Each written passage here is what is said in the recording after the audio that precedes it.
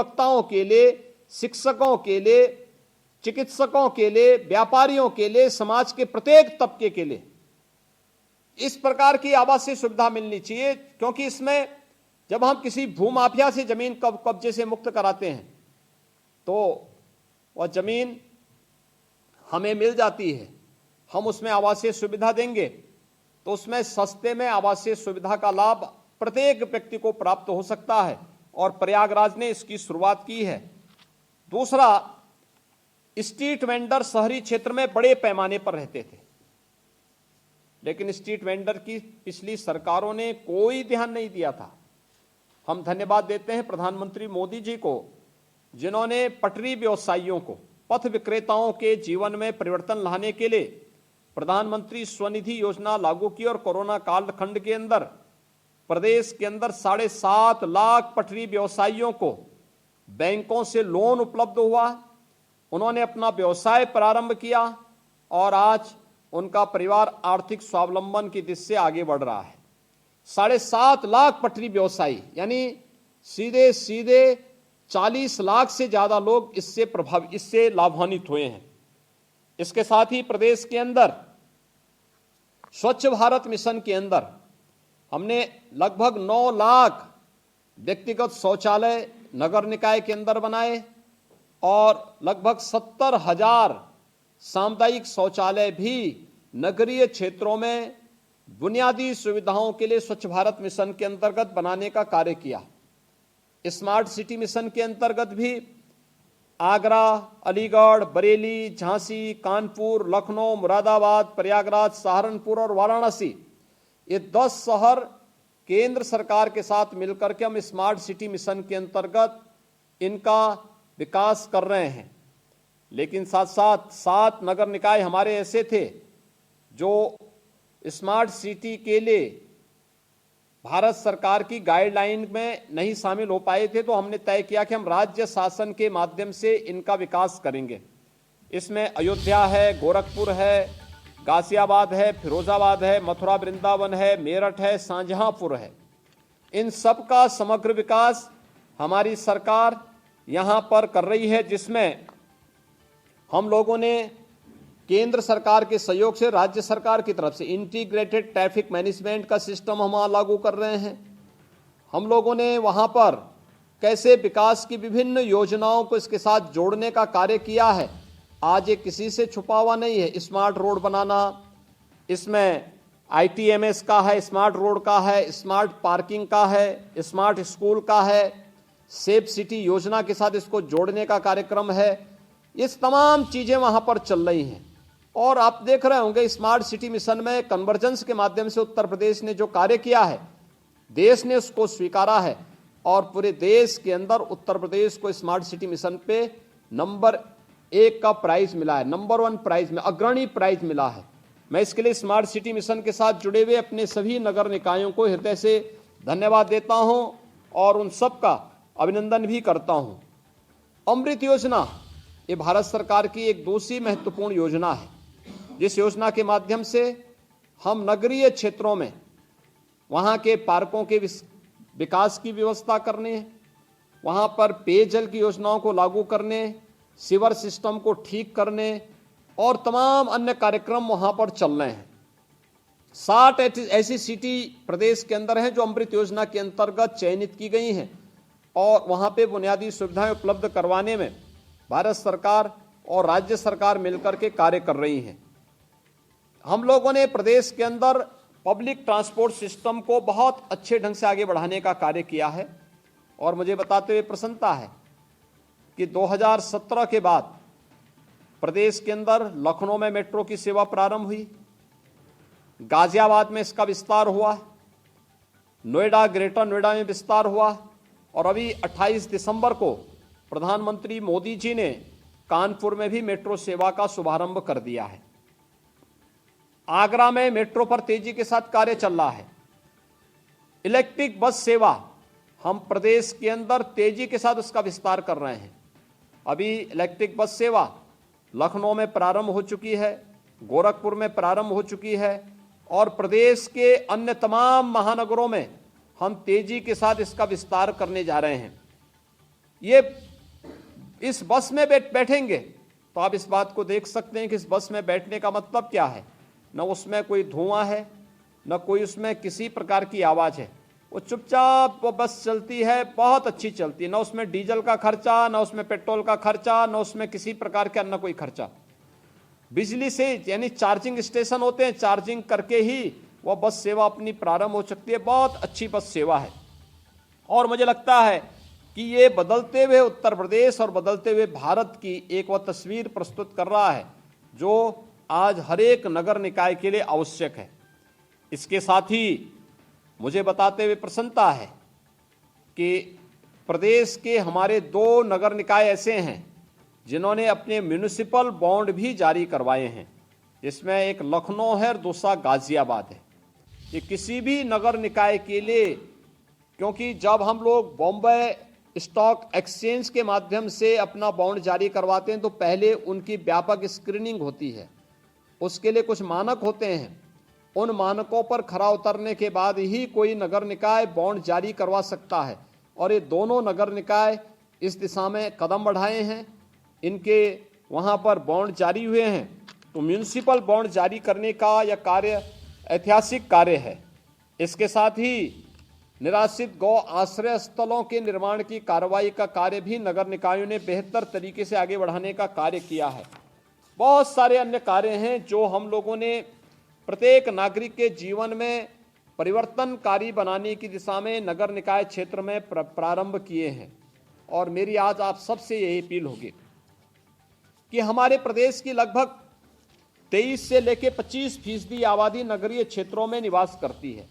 और नगरीय क्षेत्रों में निवास करने वाली इस बड़ी आबादी को लेकर के हम लोगों को एक बेहतर प्रयास प्रारंभ करने चाहिए। और बेहतर प्रयास की दिशा में इस 1/4 आबादी के जीवन में परिवर्तन लाने के लिए हम सबकी एक सामूहिक जिम्मेदारी बनती है। कोरोना महामारी है तो स्वाभाविक रूप से कोरोना महामारी का ज़्यादा प्रभाव भी नगरीय क्षेत्रों में ही है, क्योंकि फ्रीक्वेंट आवागमन नगरीय क्षेत्रों में ज़्यादा है। दूसरा, आबादी घनी है, लोग नगरीय क्षेत्रों में मल्टी स्टोरी भवनों में भी रहते हैं और आवासीय क्षेत्रफल कम भी होने के नाते मार्केट में जाना, सब्जी मंडी में जाना, दूध मंडी में जाना, फल मंडी में जाना, ये बहुत सारी जगह ऐसी होती हैं, भीड़ भाड़ होने के नाते इन्फेक्शन की चपेट में जल्दी भी आने की संभावना बनी रहती है। और उस दृष्टि से मैं आज आप सबसे अपील करना चाहूँगा, जैसे ग्रामीण क्षेत्र में ग्राम प्रधानों ने बेहतरीन प्रयास किया और ग्रामीण क्षेत्र में ग्राम प्रधानों ने निगरानी समिति की अध्यक्षता करते हुए वहाँ पर बेहतरीन कार्य किया है। ग्राम प्रधान, आंगनबाड़ी, आशा वर्कर, एएनएम, पंचायती राज विभाग के कर्मी, राजस्व विभाग के कर्मी, ये सभी लोग मिलकर के लगभग 10 से 12 लोगों की एक टीम हर एक नगर निकाय में डोर टू डोर सर्वे का काम करती है। हर संदिग्ध व्यक्ति को जिसमें सर्दी है, जुकाम है, खांसी है, उसे मेडिसिन किट उपलब्ध करवाती है। अगले 24 घंटे के अंदर किसी व्यक्ति में लक्षण दिखाई देते हैं तो उसको मेडिसिन उपलब्ध, यानी अगले दिन आरआरटी की टीम जाकर के उनका टेस्ट भी, आरटी-पीसीआर की टेस्ट भी कर लेती है। अगर उस व्यक्ति में कोरोना पॉजिटिव आया और उस व्यक्ति के घर में अलग से रहने की व्यवस्था नहीं तो उस व्यक्ति के लिए होम आइसोलेशन की व्यवस्था की जाती है। नहीं है तो उन्हें हॉस्पिटल पहुंचाने का कार्य होता है। अगर होम आइसोलेशन की व्यवस्था है तो नियमित रूप से उसकी समीक्षा करना, उनके उपचार की व्यवस्था करना, उनको हर प्रकार की सुविधाओं का लाभ देना, ये कार्य लगातार ग्रामीण क्षेत्र में चल रहा है। सभी 58,189 ग्राम पंचायतों में कार्य नगरीय क्षेत्रों में चल रहा है। मेरी शहरी ग्रामीण क्षेत्र में चल रहा है। और नगरीय क्षेत्रों में मेरी आज अपील होगी कि हमारे प्रदेश के अंदर लगभग 14,000 वार्ड हैं, जो नए और पुराने हमारे जितने नगर निकाय, इन सबको हम जोड़ लेंगे कि 700, जो हमारे पास कुल प्रदेश के अंदर 734 नगर निकाय हैं, इन 734 नगर निकायों में लगभग 14,000 वार्ड हैं। 14,000 वार्डों में निगरानी समिति पार्षद की अध्यक्षता में या वहाँ के किसी सीनियर सिटीजन की अध्यक्षता में हमारे नगर निकाय के चेयरमैन अगर गठित करते हैं तो उसका बहुत लाभ होगा। एक, हम अपने नगर निकाय की नियमित दिनचर्या के साथ उनको जोड़ें। स्वच्छता है, सैनिटाइजेशन का है, सॉलिड वेस्ट मैनेजमेंट का है, निराश्रित गौ आश्रय स्थल बनाने यानी कान्हा उपवन के कार्यक्रम को तेजी के साथ आगे बढ़ाने का कार्य है, या इस भीषण शीतलहरी में रेन बसेरे की व्यवस्था हर जरूरतमंद के लिए अपने अपने वार्ड या मोहल्ले में स्थापित करने की कार्रवाई हो।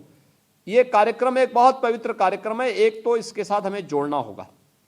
दूसरा, ये निगरानी समितियां नगरीय क्षेत्रों में जरूरतमंद लोगों को, जिनका कोई आय का स्रोत नहीं, जिनके पास कोई भी इनकम नहीं, जिसके पास कुछ भी सुविधा नहीं, कम्युनिटी किचन के माध्यम से उन्हें लंच पैकेट उपलब्ध करवाने का कार्य भी कर सकती है। जिनको राशन नहीं मिल रहा है, जिनको कोई सुविधा नहीं मिल रही है, जिनके पास कोई काम धाम नहीं है, जिनके पास किसी भी प्रकार का व्यवसाय नहीं है, उन लोगों के लिए कम्युनिटी किचन की व्यवस्था, डोर टू डोर स्क्रीनिंग की व्यवस्था। हर दिन निगरानी समिति एक बार बैठे, 10 लोग हैं, अगर 100 घर ले लेंगे कि हमें इन 100 घरों में आज स्क्रीनिंग करनी है। 100 घर नहीं भी लेते, 25 ही घर भी ले लेंगे, तो 25 घर आज, 25 कल, 25 परसों, तो पूरा मोहल्ला मुझे लगता है कि एक सप्ताह में कवर हो जाता है।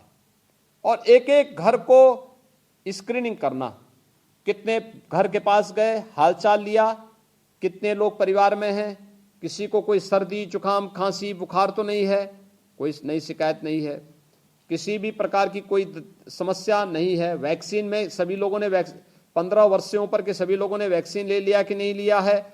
ले लिया तो ठीक, नहीं लिया है तो जिन्होंने नहीं लिया उनका नाम नोट कर लिया, आयु नोट कर लिया।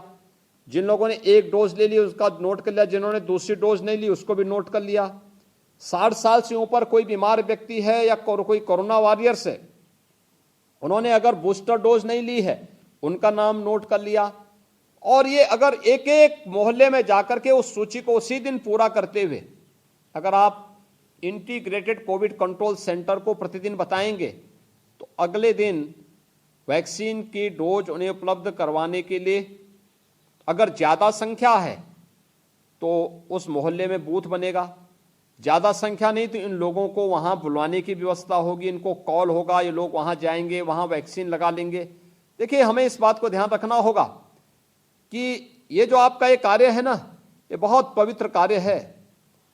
और ये पवित्र कार्य सेवा का इस विपत्ति के समय यानी इस आपदा के समय लोगों के लिए ईश्वरीय आशीर्वाद होगा आपके माध्यम से, कि आपको ये सौभाग्य प्राप्त हो रहा है कि आप उन लोगों के जीवन में उनके जीवन को बचाने के लिए अपना योगदान दे रहे हैं।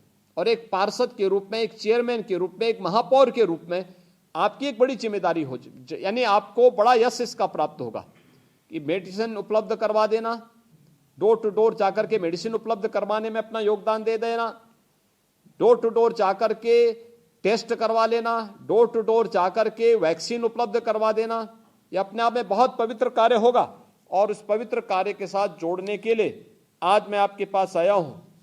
इसके अलावा सार्वजनिक स्थानों पर हम लोग नगर निकाय के अंदर देख सकते हैं, भीड़ भाड़ वाले स्थान पर हमें देखना होगा कि वहां पे भीड़ भाड़ वाले स्थान पर लोग बिना मास्क के चलते हैं, भीड़ भाड़ लगाए रहते हैं, घंटों खड़े हैं। अगर वे सभी लोग या तो भीड़ ना लगाएं और नगर निकाय में कहीं भी कोई बाहर घर के बाहर निकल रहा है तो मास्क लगा करके चलें, तो इन्फेक्शन से बचे रहेंगे। अगर स्वयं इन्फेक्शन से बचे रहेंगे तो परिवार के लोग भी बचेंगे।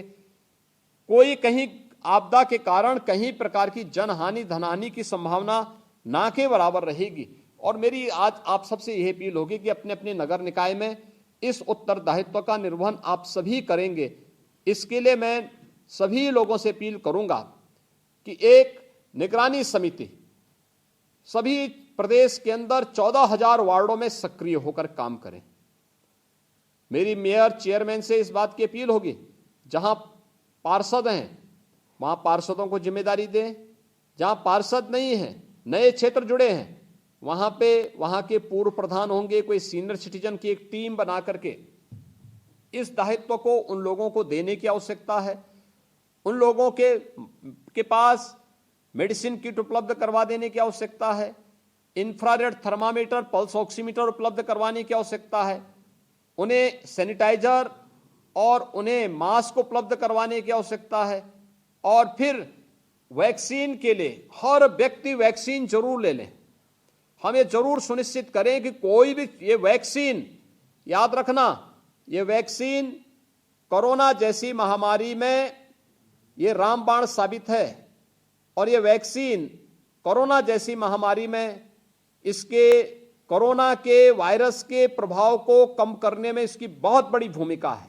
आज आप देख रहे होंगे सेकेंड वेव जितनी खतरनाक आई थी, थर्ड वेव उतनी ही सहज सरलता के साथ जनता उसका सामना भी कर रही है। और इसलिए मेरी आप सबसे अपील होगी कि हम स्वच्छता, सैनिटाइजेशन, स्ट्रीट लाइट, शुद्ध पेयजल की आपूर्ति और अपने सामान्य उत्तरदायित्वों के साथ साथ इन सभी कार्यक्रमों को सफलतापूर्वक आगे बढ़ाने का कार्य करेंगे।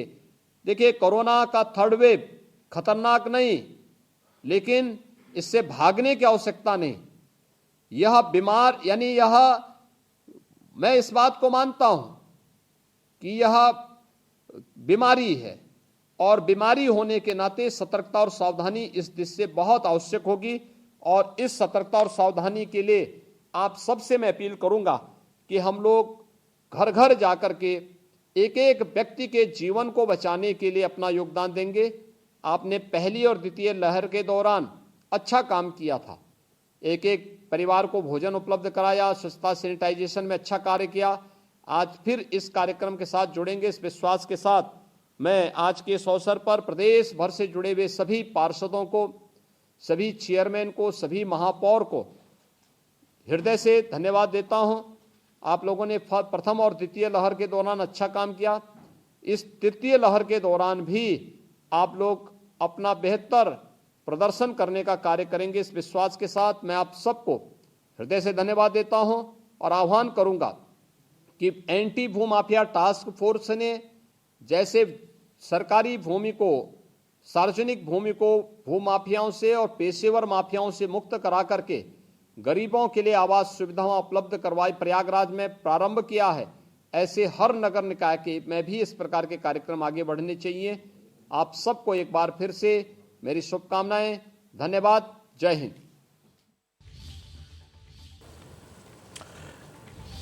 तो मुख्यमंत्री का संबोधन आप सुन रहे थे, पार्षदों से संवाद कर रहे थे। कोरोना काल में पार्षदों ने बेहतर काम किया है, लेकिन अभी